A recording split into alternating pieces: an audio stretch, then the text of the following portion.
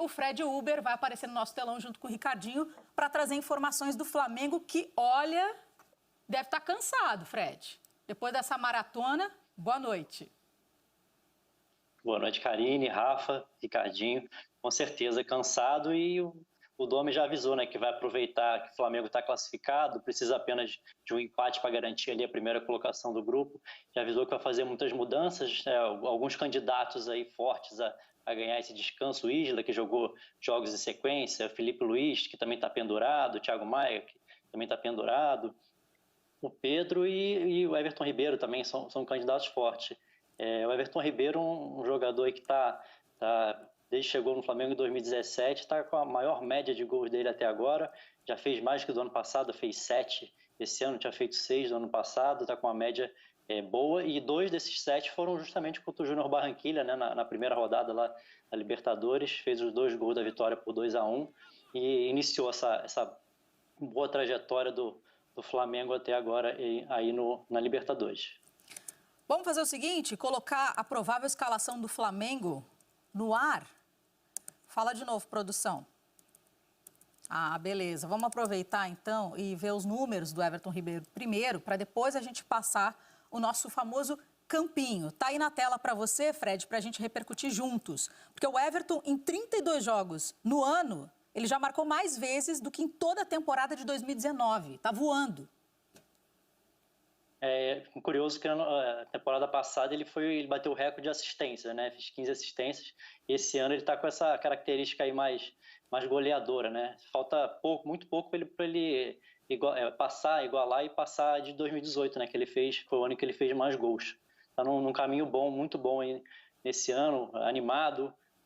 Seleção brasileira está em grande fase o Everton e ele é um dos candidatos aí a ganhar um descanso nessa partida contra o Júnior Barranquilla, nem que seja ali para ficar no banco como uma opção, se precisar, caso o Flamengo esteja precisando, talvez ele entre ali, de repente, no segundo tempo. A gente já vai colocar a provável escalação, que a produção já falou agora, pode chamar o campinho, né? Porque a gente emenda um papo no outro. Mas eu queria passar também pelo Rafa e pelo Ricardinho, só para escutar o que vocês acham em relação a essa fase do Everton Ribeiro. Ele está muito em alta e ele foi crescendo desde a chegada do Domi. Talvez tenha se modificado um pouco até a questão dos gols e assistências, pela troca. Claro que isso é a temporada inteira, então tem um período ainda com Jesus, mas a questão da veia goleadora, os gols mais recentes, vindo de uma função um pouco distinta, entrando mais na área, partindo do canto do campo como antes, mas talvez em diagonais mais em direção ao gol, como foi o gol de cabeça, que não é muito normal, né, dentro do que é o perfil do Everton Ribeiro, mas acho que cabe essa, não a discussão, porque continua sendo um jogadoraço, mas as 15 assistências são um número bem representativo, né, na temporada passada. Foram 21 gols com participação direta dele, passe ou finalização. Muita coisa. Ele está em 12 nesse ano. Então, eu acho que não é porque ele bateu os 6 gols da temporada passada que ele está no seu melhor nível. Eu ainda acho que o melhor nível do Everton Ribeiro foi o melhor nível do time do ano passado, né, quando ele tinha uma ascendência sobre o que era o ritmo, o controle dos jogos do Flamengo, que era uma questão muito absurda, assim. O ano de 2019 dele foi muito marcante. E acho que o 2020 ainda vai crescer com que essa motivação que o Fred cita, a questão da seleção brasileira, imagino que vai continuar sendo convocado pelo que apresentou nos minutos que recebeu, pelo que tem jogado, mas ainda acho que a meta tem que ser ele bater os 21 gols de participação direta da última temporada. Então, essa junção entre gols e assistências. Então, é como se faltassem 9 ou 10 para bater, né? E acho que ele vai bater pelo que tem jogado. Ô, Ricardinho, arrisco dizer que não vai ser tão difícil assim? Nessa média que ele está tendo essa temporada, acredito que não. E pela característica que ele tem de meio-campista, armador, articulador de jogada, mesmo vindo do lado para dentro do campo, pela habilidade, por ser um jogador que organiza time, e por também fazer gols, porque um meia que entra na área fatalmente faz gols, e ele tem feito gols. Para mim, atualmente é o melhor jogador do futebol brasileiro. Lógico que respeito outras opiniões em relação a artilheiros, principalmente ao Marinho, que agora está fora do Santos e que vem também num grande momento, mas pela característica de jogador, de criação, é o tipo de jogador que arruma o time. Se ele está bem, dificilmente o time não vai ter criatividade. E ele tem tido uma média de atuações de altíssimo nível, por isso foi chamado para a seleção brasileira. E, para mim, nesse momento, é o melhor jogador em atividade do futebol brasileiro. Ricardinho, eu olho para o teu quadro, parece que você está sentado num café daqueles europeus, sabe? Dentro de um filme. Eu fico olhando para o quadro direto. É correspondente, está parecendo correspondente, vai trazer as informações aqui para gente. Muito bom. Estou de correspondente aqui em Curitiba, então, para vocês. Fred, vamos seguir aqui, vamos aproveitar e ver a classificação do Flamengo na Libertadores e depois, na sequência, a provável escalação, então, contra o Júnior Barranquilla. Olho na tela. Vamos colocar, então, a classificação do Flamengo na Libertadores. Temos pronto? Tcharam! Essa é a parte do suspense, tá aí. Flamengo, em primeiro lugar, com 12 pontos.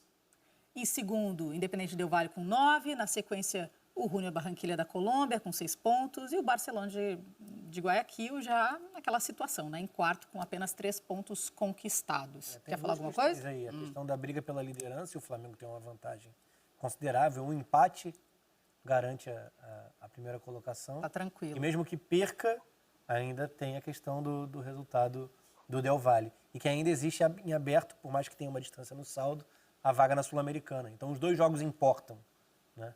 Não é que o Barcelona é o lanterna, mas não está completamente fora da briga por uma vaga na Sul-Americana, né? O terceiro lugar.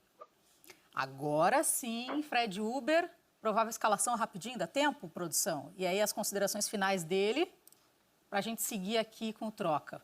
Pode ser, Fred? Tá aí na tela para você. Pode ser. Bora.